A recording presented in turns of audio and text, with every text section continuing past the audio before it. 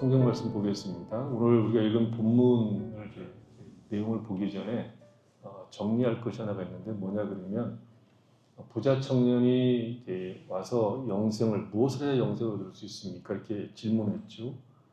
그 질문에 대해서 예수님이 답을 할 때 23절에 보면 재물이 있는 자는 하나님 나라에 들어가는 것이 심히 어렵다 이렇게 얘기를 했죠. 그러니까 영생을 얻는 법을 질문했는데 주님은 하나님의 나라로 그것을 이제 받으셨습니다. 그리고 26절 제자들의 이제 제자들의 질문은 그러면 누가 구원 얻을 수 있습니까? 이렇게 답을 하죠. 그러니까 첫 번째 질문은 영생으로 했는데 예수님의 답은 하나님 나라로 했고 그 다음에 제자들의 질문은 다시 구원으로 이 단어를 바꿔서 얘기했습니다. 말하자면 영생, 하나님 나라, 구원은 같이 동시에 쓸 수 있는 용어라는 것을 알 수가 있습니다.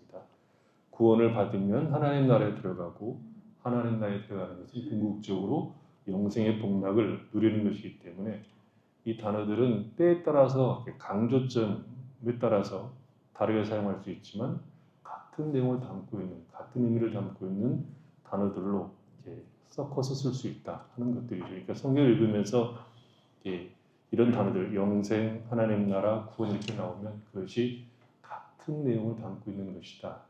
때에 따라 강조가 다를 뿐이라는 것을 이해하고 읽을 필요가 있다 하는 것입니다. 오늘 본문을 어디서부터 이야기를 시작하는 것이 좋을까 생각해 봤는데 24절에 나오는 제자들이 놀랬다 하는 것부터 풀어보는 것이 좋겠다는 생각이 듭니다. 오늘 주님을 찾아온 이 부자에 대해서 여러분 어떤 느낌을 받습니까? 이 사람의 배경이나 행동거지를 보면 굉장히 호감이 가는 인물이죠. 부자죠. 일단 호감이 갑니다. 더구나 주님에게 오실 때 달려왔다고 얘기합니다. 그리고 풀어앉아 주님에게 질문을 했습니다. 부자인데 달려왔고 꿇어앉아서 주님에게 질문을 했습니다. 주님에게 꿇어서 무엇인가를 한 사람들은 대부분 환자들이었습니다. 그런데 이 부자가 주님에게 달려와서 꿇어앉아 질문을 던지죠. 말하자면 꽤 쓸만한 우리가 지금까지 읽어본 성경 가운데서도 모처럼 쓸만한 인물이 지금 찾아온 겁니다. 그리고 질문도 상당히 건전하죠. 내가 무엇을 하여야 영생을 얻을 수 있습니까? 이런 질문합니다. 이 질문은 어쩌면 주님께서 모든 사람들에게 듣고 싶었던 질문이 아닐까 그런 생각이 듭니다. 이 부자는 부자이고 매너까지 있고 여러모로 봐서 굉장히 호감을 줄 수 있는 그런 인물이 예수님에게 온 겁니다. 그것도 가장 중요한 질문을 가장 본질적인 질문을 하기 위해서 예수님에게 달려온 거죠. 근데 문제는 이 사람이 가르쳐준 영생의 길, 구원의 길을 거부하고 돌아갔다는 것이죠. 그러고 난 다음에 이 부자가 돌아가고 난 다음에 이제 주님이 뒷담화를 하신 것이 이제 읽은 20절에 23절부터 이 이야기입니다. 재물이 있는 자는 하나님 나라에 들어가는 것이 심히 어렵다. 이 얘기하자 제자들이 예수님의 말씀에 놀랬다고 얘기하고 있습니다. 놀란 제자들에게 더 한 번 못을 콱 박았는데 재물이 많은 사람들이 하나님 나라에 들어가는 것이 얼마나 어려운가 하면 낙타가 바늘귀로 나가는 것이 부자가 하나님 나라에 들어가는 것보다 쉽다. 바늘귀로는 바퀴벌레도 지나갈 수가 없죠. 낙타가 지나갈 수 없다고 할 정도니까 부자는 불가능하다고 얘기하는 것이죠. 그래야 26절에서 제자들이 매우 놀라 서로 이야기를 했다는 거죠. 우리 생각에 이 제자들이 이렇게 예수님이 하신 말씀에 대해서 왜 이렇게 이게 놀랄 일인가 하는 것이죠. 우리는 부자가 천국에 들어가기가 어렵다는 말이 별로 그렇게 어려운 이야기가 아닙니다. 근데 제자들은 굉장히 놀랐습니다. 아니 어떻게 저럴 수 있을까 하고 놀랐다는 거죠. 왜냐하면 예수님 당시에 유대인들 생각 속에 자리 잡고 있었던 것이 뭐냐 그러면 이 그러니까 재물은 하나님이 축복으로 주신 것으로 이해했습니다. 말하자면 부자는 하나님께서 축복하신 사람들인데 그 그 축복을 아무나에게 해주는 것이 아니라 신실하게 율법을 지킨 사람들, 그러니까 신앙이 좋은 사람들에게 하나님께서 재물을 허락해 준 것이라고 봤습니다. 한때 우리도 지금도 뭐 그런 사람이 있겠죠. 세상적 성공이나 그런 것들이 신앙과 비례하는 것처럼 우리가 생각한 적이 있고 지금도 아마 그럴 수도 있습니다. 그래서 예수님이 영생을 얻을 수 있는 방법을 질문한 부자에게 뭐라고 얘기했냐면 네가 계명을 알 것인데 살인하지 말라, 간음하지 말라, 도둑질하지 말라, 거짓 증언하지 말라, 속여 빼앗지 말라, 내 부모를 공경하라 하였다 이렇게 얘기하죠. 이것을 잘 지켰다고 하면 너는 영생을 얻을 수 있다는 듯이 이야기를 한 것이죠. 그러자 부자는 이 계명을 어려서부터 잘 지켰다고 얘기를 합니다. 그것이 사실, 내가 어려서부터 계명을 잘 지켰다는 그 사실이, 그 증명이 부자로 나타났다는 것이죠.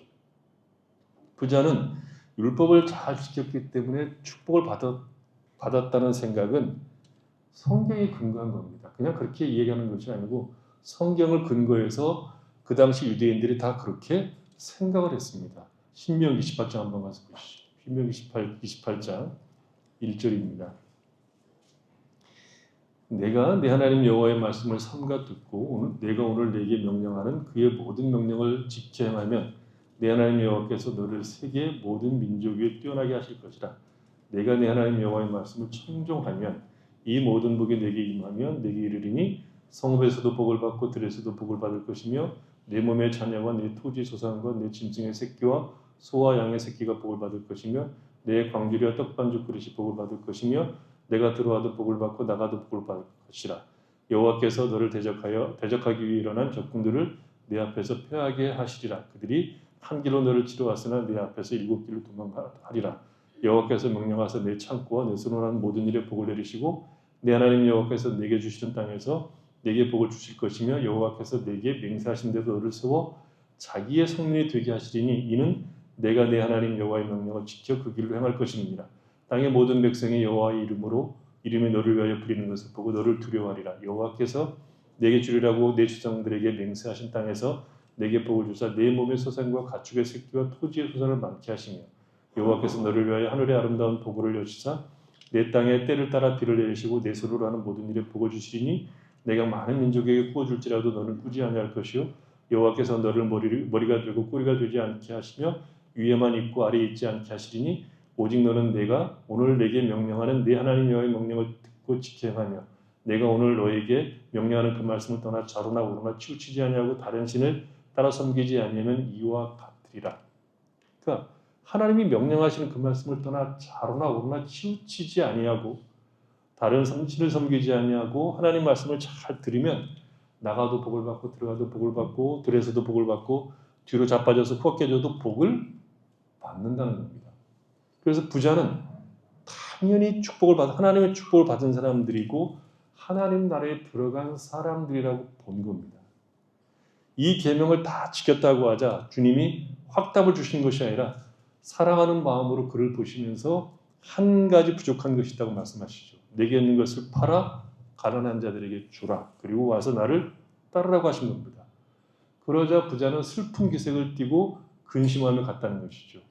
그러니까 재물이 많은 것이 축복을 받았다는 표시기가 되는데 오히려 주님의 이야기는 그 재물이 방해가 된 듯이 말씀하고 있기 때문에 이 부자는 걸림돌이 된 겁니다.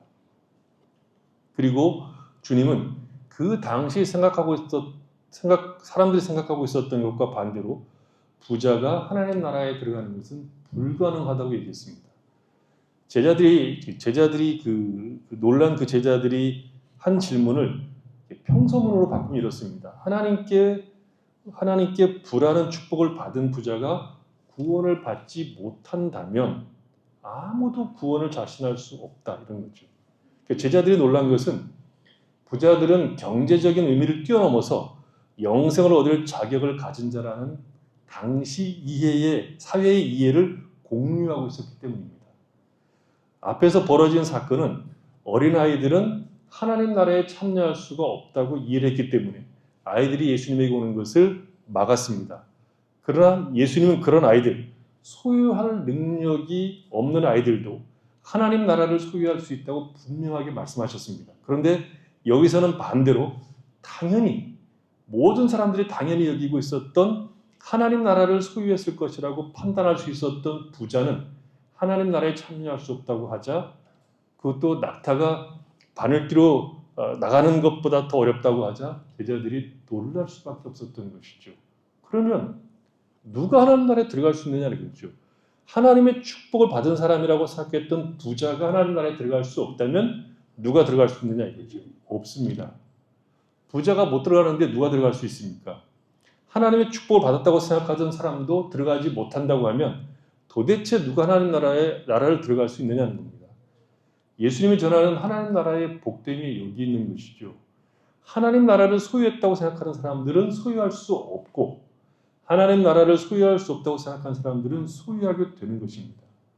그러니까 이 당시 예수님 당시 하나님 나라를 소유했다고 생각했던 사람들, 부자, 바리새인들, 율법사 이런 사람들은 당연히 하나님 나라를 소유했던 사람들이라고 생각했고 그 당시 절대로 하나님 나라를 소유할 수 없다고 생각했던 어린아이, 창기, 목동, 세리 이 죄인들은 하나님 나라를 소유할 수 있다고 예수님이 가르쳤죠. 그래서 예수님의 이 복음은 혁명적이었습니다.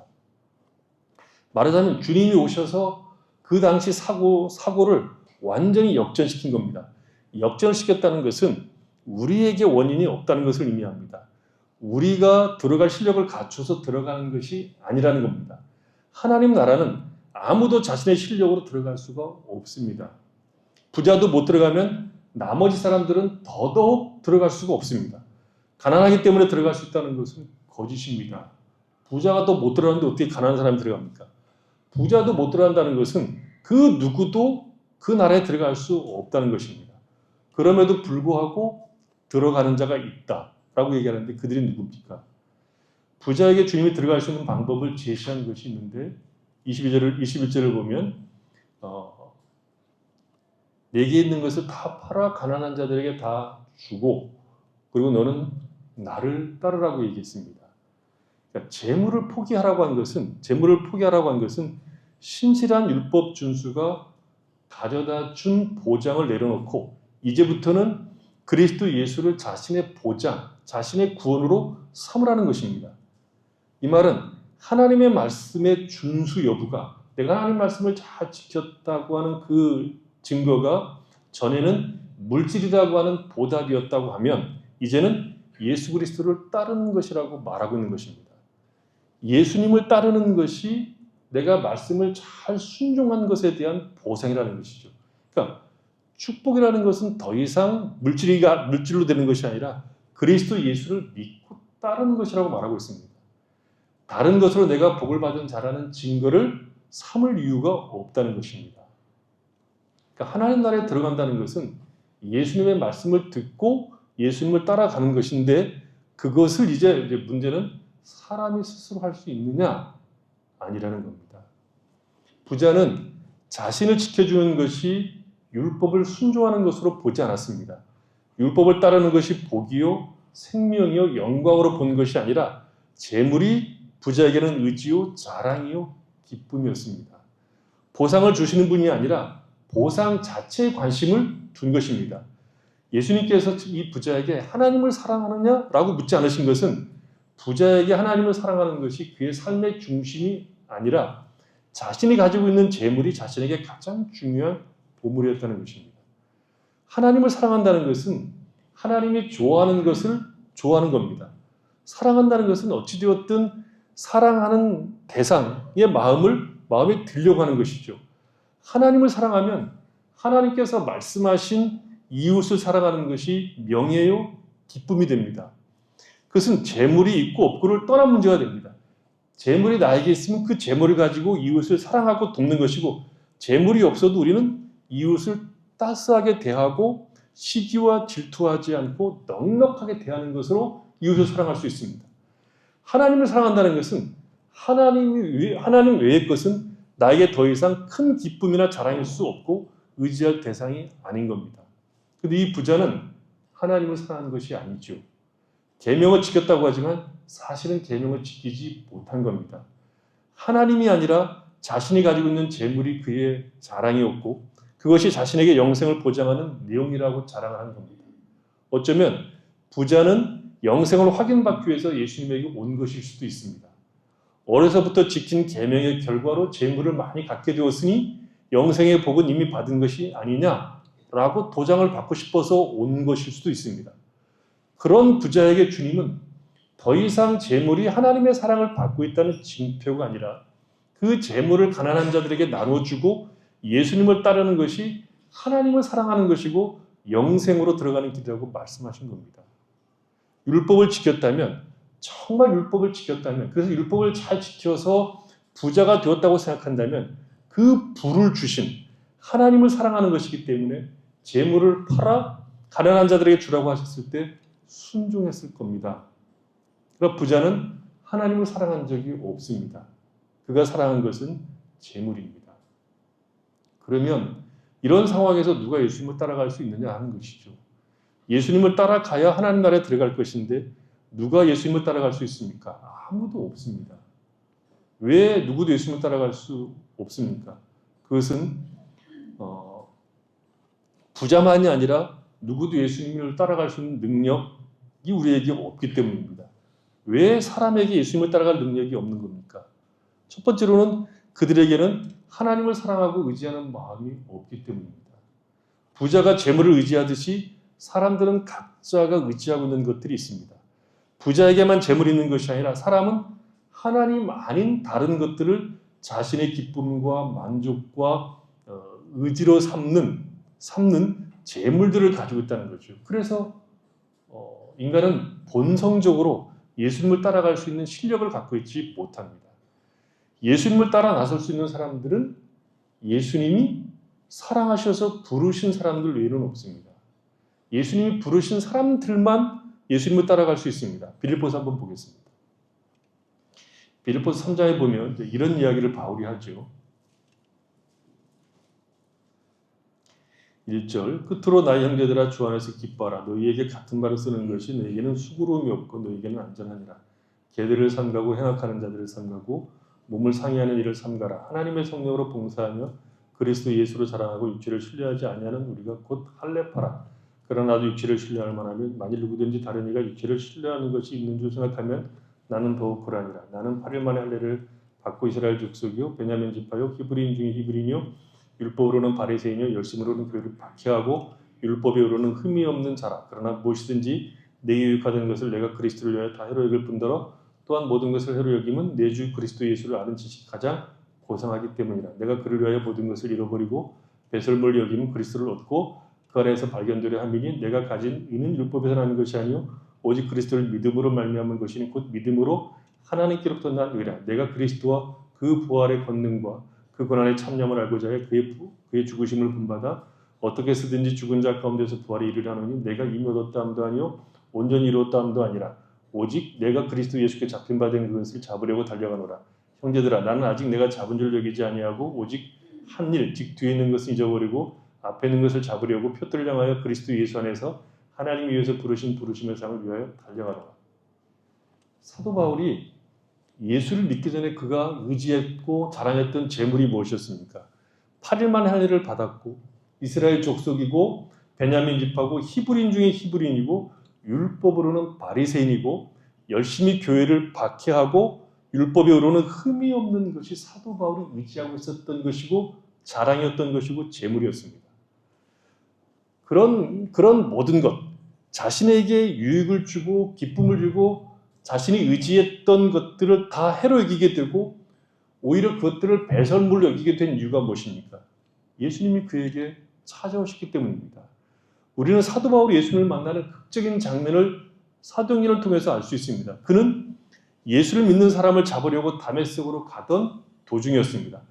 아마도 그때가 바울의 입장에서 가장 열렬하게 예수 믿는 사람들을 잡으려고 했던 때였을 겁니다. 성경의 표현은 살기가 등등했다고 얘기했으니까 아마 그랬을 겁니다. 그런 상황에 있는 사도 바울을 주 예수께서 찾아오신 겁니다. 바울은 스스로 깨우쳐 예수를 믿을 수 있는 상황이 전혀 아닙니다. 바울은 예수를 따르고자 하는 사람이 아니라 그를 예수님을 따르는 사람들을 잡아 죽이려고 했던 사람입니다. 바울이 돌아서서 예수를 따르는 것은 전혀 불가능했습니다. 그가 가지고 있는 것은 예수 그리스도를 따르는 것을 불가능하게 했습니다. 죽이러 가다가 예수 믿는 사람들을 죽이러 가다가 이제 안 되겠다. 이건 잘못된 것이다. 돌아서야지.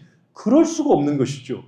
그에게는 부자와 같은 재물이 너무나 많았던 사람입니다. 그런 바울을 주님이 찾아오셔서 구원하시고 예수님을 따르는 사람으로 그를 불렀습니다. 주님이 찾아오신 겁니다. 그리고 난 이후에 예수님을 따르기 위해서 다른 모든 것들, 전에는 그렇게 소중했던 것들, 자랑스러운 것들을 배설물 여기고 이제 주님을 따르는 일을 하게 되었는데 이제는 그것이 유일한 기쁨이요 목적이라고 말하고 있습니다. 왜 버립니까? 가치와 내용과 생명을 그것들은 만들어내지 못합니다. 내가 가지고 있는 어떤 재물, 의지하고 자랑하던 그 모든 것들은 생명과 복과 내용과 가치를 만들어낼 수가 없습니다. 내용과 가치를 만들어낼 수 없기 때문에 그거는 다 배설물입니다. 똑같은 겁니다. 말하자면 재물을 나눠주고 주님을 따르는 일은 우리가 할 수 있는 일이 아니라 하나님이 하시는 일이라고 말하는 겁니다. 내가 의지하고 자랑하던 모든 것을 뒤로 하고 예수님을 따라갈 수 있는 일은 하나님이 우리에게 자비를 베푸시기 때문입니다. 하나님이 우리를 찾아와서 우리를 부르시고 구원하실 때 비로소 우리는 예수님을 따라갈 수 있습니다. 하나님의 사랑이 우리를 덮어야 가능한 일이죠. 인간은 스스로 자신이 사랑하고 의지하고 있던 것을 놓지 못합니다. 인간은 하나님을 떠난 이후에 하나님이 아닌 것들을 사랑하고 그것이 자신의 자랑이 되고 기쁨이 되고 성공의 척도가 되는 일을 스스로 멈추고 버리는 일을 결코 하지 못합니다. 왜냐하면 그것을 하지 않으면 인간은 존재 이유가 사라지기 때문입니다. 우리도 다 그와 같은 자리에 있었던 사람들입니다. 우리가 부자가 아니었다고요? 부자였던 사람들입니다. 예수를 따를 수 없었던 많은 것들을 가지고 있었던 사람들입니다. 그런 자리에서 벗어나 예수님을 따르게 될 수 있는 것은 우리에게는 없다는 것이죠. 하나님께서 우리를 사랑하셔서 구원해 주셔야 비로소 우리는 예수를 따라가게 됩니다. 한 번 더 보죠. 정확하게 이 문제가 어떻게 되어 있는지. 에베소 2장입니다. 에베소 2장에 이 문제를 바울이 정확하게 얘기를 합니다. 에베소 2장 1절입니다. 그는 허물과 죄로 죽었던 너희를 살리셨도다. 그때 너희는 그 가운데서 행하여 이 세상 풍조를 따르고 공중의 권세 잡은 자를 따랐으니 곧 지금 불순종의 아들들 가운데 역사하는 영이라. 전에는 우리도 다 그 가운데서 우리 육체 욕심을 따라 지내며 육체와 마음에 원하는 것을 하여 다른 이들과 같이 본질상 진노의 자녀였더니 국률이 풍성하신 하나님이 우리를 사랑하신 그 큰 사랑을 인하여 허물로 죽은 우리를 그리스도와 함께 살리셨고 너희는 은혜로 구원을 받은 것이라. 또 함께 일으키사 그리스도 예수 안에서 함께하려 앉히시니 이는 그리스도 예수 안에서 우리에게 자비하심으로써 그 은혜의 지극히 풍성함을 오는 여러 세대에 나타내려 하심이라. 너희는 그 은혜에 의하여 믿음으로 말미암아 구원을 받았으니 이것은 너희에게서 난 것이 아니요 하나님의 선물이라. 행위에서 난 것이 아니니 이는 누구든지 자랑하지 못하게 함이라. 우리는 그가 만드신 바라 그리스도 예수 안에서 선한 일을 위하여 지으심을 받은 자니 이 일은 하나님이 전에 예비하사 우리로 그 가운데 행하게 하려 하심이니라. 예수를 믿기 전 우리가 어떤 사람이었다고 얘기합니까? 죄와 허물로 죽었다고 얘기하고 있죠. 죽었다는 것은 감각이 없다는 것인데 무엇에 대해서 감각이 없는 것이냐면 하나님께 대하여 감각이 없다는 것입니다. 하나님께 대하여 죽은 겁니다. 인간은 꿈에도 하나님을 생각하지 않습니다. 인간은 자신의 죄를 대속하신 그리스도 예수를 스스로 생각해내지 못합니다.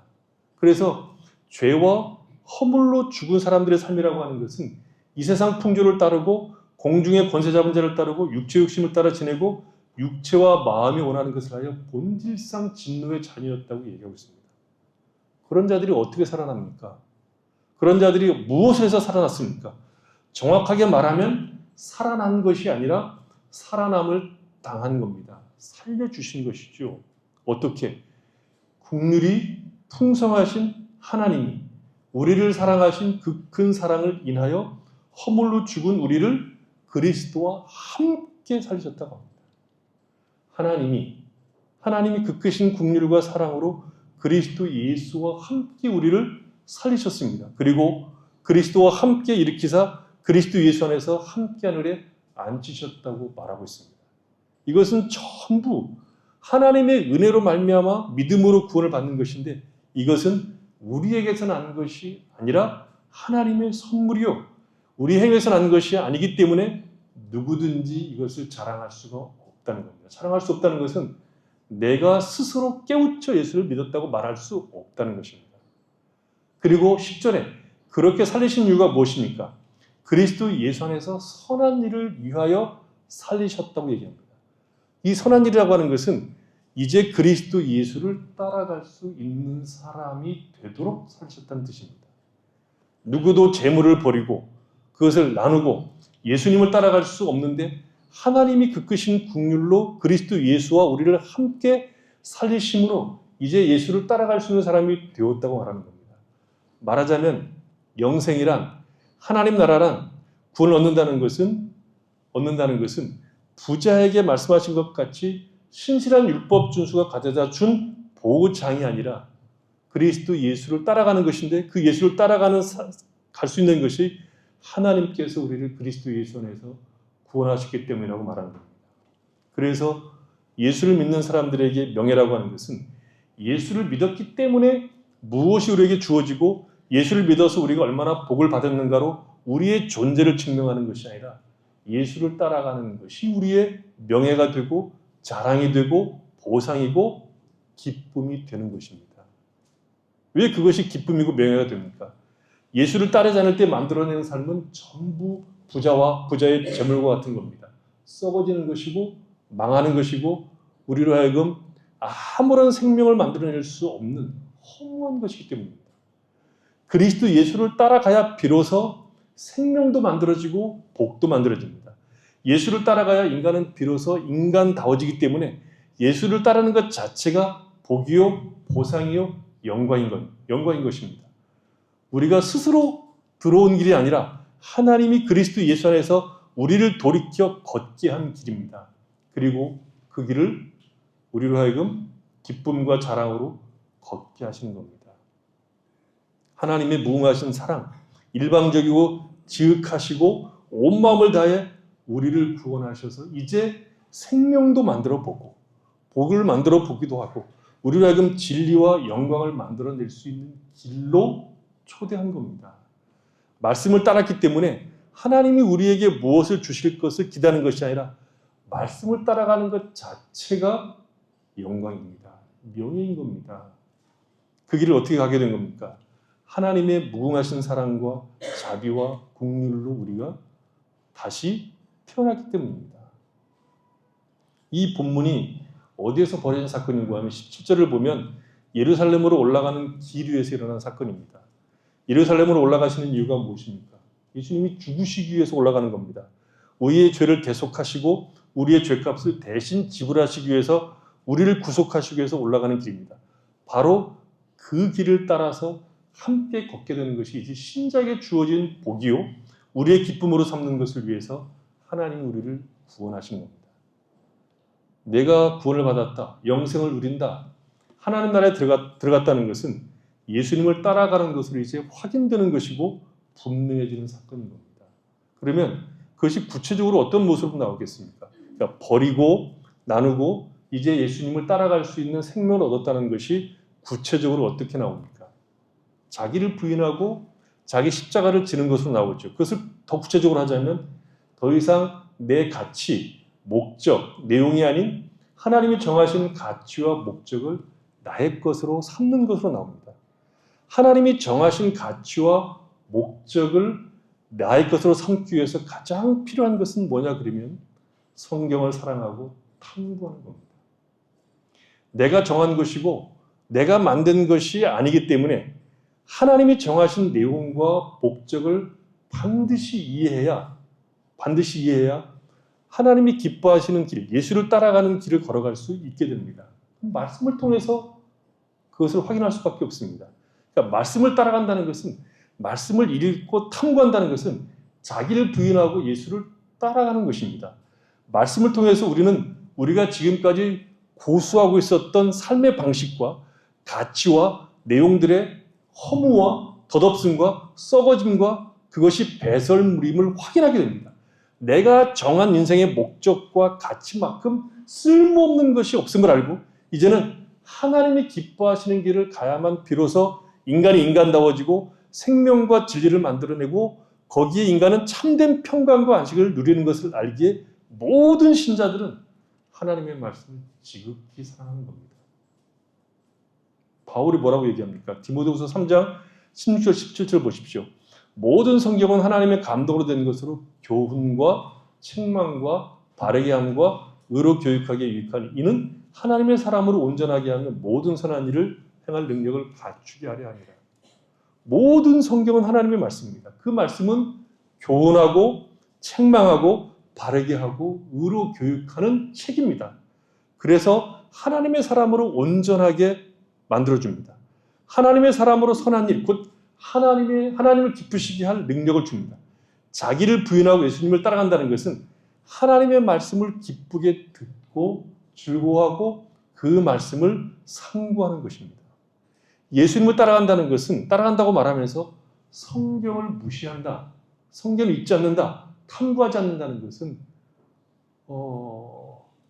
뭐라고 표현해야 될까요?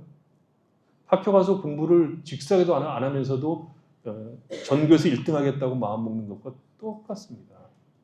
불가능하죠. 사람은 떡으로만 사는 것이 아닙니다. 하나님의 입에서 나오는 모든 말씀으로 사는 겁니다. 예수님을 따른다는 것은 우리의 삶의 모든 내용과 조건 속에서 내가 처한 모든 내용과 조건 속에서 하나님이 기뻐하시는 말씀을 펼쳐내는 겁니다. 그래서 예수를 따르고자 하는 자들은 말씀을 사랑하고 사모하고 그 말씀을 통해서 자신을 교훈하고 책망하고 바르게 하고 하나님이 기뻐하시는 길을 가고자 각고의 수고를 아끼지 않는 자들입니다. 누구도 하나님 말씀을 청종하지 않고 예수를 따라갈 수가 없습니다. 하나님의 말씀을 청종하지 않음에도 불구하고 신자라고 우기는 것은 스스로 자신을 속이는 것이고 종교적 유한 속에 자신을 몰아넣고 있는 것뿐입니다. 그 다음에 예수를 뒤따른다는 것은 시간을 주 예수께 드리는 거죠. 사랑이라는 것은 시간을 드리는 것으로 그 사랑이 나타납니다. 사랑하면 상대방이 좋아하는 것을 해주려고 애를 쓰죠. 상대방을 위해서 시간을 내는 것을 아까워하지 않습니다. 예수님을 따라간다는 것은 이제 예수님을 사랑하기 때문에 하는 것이죠. 그 사랑이 실질적으로 나타나는 것이 시간을 드리는 것인데 그 구체적인 것이 예배에 빠지지 않는 것이라고 볼 수 있습니다. 중요하죠. 예배에 빠지지 않고 나온다는 것은 굉장한 겁니다. 예수를 따라가는 자들은 예수님께서 약속하신 대로 내가 두세 사람이 모인 곳에 반드시 갇히겠다고 하신 그 사실을 기억하고 예수님이 거기 계시니까 하나님이 백성이 모이는 예배에 반드시 오는 겁니다. 내가 예수님을 사랑하고 사랑하면 보고 싶은데 예수님이 두세 사람이 모인 곳에 늘 오신다고 약속했으니까 예수님을 만나기 위해서 예배에 오는 것이죠. 이날만큼은 무슨 일이 있어도 예배하러 오는 것이 최고입니다. 예수님도 우리에게 이렇게 말씀하셨죠. 요한복음 4장 2절에 보면 아버지께 참되게 예배하는 자들은 영과 진리로 예배할 때고 나니 곧 이때라 아버지께서 자기에게 이렇게 예배하는 자들을 찾으시느니라. 예배가 무엇입니까? 우리가 만든 겁니까? 예배는 우리가 만든 게 아닙니다. 예배는 하나님이 우리를 부르셔서 우리를 만나서 복 주시기 위해서 하라고 주신 겁니다. 그리스도 예수 안에 있는 자들을 하나님께서 부르셔서 만나시고 그들과 함께 교통하고 복을 주시는 방식으로 예배를 허락하신 겁니다.